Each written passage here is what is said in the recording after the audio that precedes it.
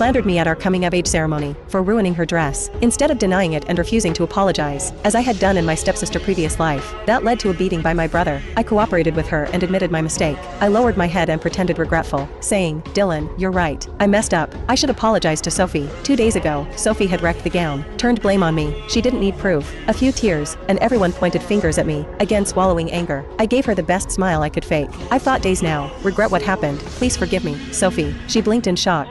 Took you long enough to admit it," Dylan scoffed. "If you weren't my sister, I'd have thrown you behind bars." Inside I laughed coldly. "Sister, yeah right." I remembered the day I refused to apologize. Dylan beat me so badly I could barely stand. It was my coming-of-age ceremony, but Dylan didn't care. "Dylan," Sophie said sweetly. Eliza apologized. "Shame about my gown. Might not go to the ceremony." That worked like a charm. Dylan's protective instincts went from 0 to 10. "Absolutely not," Dylan snapped. "She's not getting away. Eliza, give Sophie your gown for get attending." Of course, that was the plan. Sophie sabotaged her gown, blamed me. Now she'd get mine, my brother's custom designed a year ago. Silk shimmering like moonlight. All for me. No. I was being cut out like I'd never mattered. I didn't respond. Dylan took my silence as defiance. "You don't want to give it up? Still pretending sorry?" "Fine," I said, cutting him off. I went to my room, pulled the gown from its case and walked back calm. "Here, Sophie," I said, smiling. "It's yours. Enjoy." She blinked, didn't expect me to fold so easy. Her plan depended on me fighting back, so Dylan could tear me apart. But I didn't. And she was suspicious, wondering if I messed with the dress. She reached for it, recoiled. "Ow, Dylan, it hurts." She dropped the gown and launched into Dylan's arms like a frightened kitten. Dylan shoved me aside. "What did you do, Eliza?" I hit the vanity's edge hard. Sophie's smirk said it all. Another act, another trap. I bent to pick up the dress. "Sophie, what did I do to make you hate me this much? Enlighten me." Before she spoke, Dylan roared. "You know what you did." He turned to Sophie, voice soft. "Don't worry, I'll fix this. Tell me what you need." Sophie sniffled. "Dylan, it really hurts." That was all. Dylan's eyes turned red with fury. A slap echoed through the room. My cheek burned. "You apologized. Still playing games. You tampered with the dress." I stood still. "I need out of this house. These people never see me clear. As long as Sophie cries and I breathe, they'll always side with her. I had to get through today." I laid the dress on the table. "If you think I tampered, check."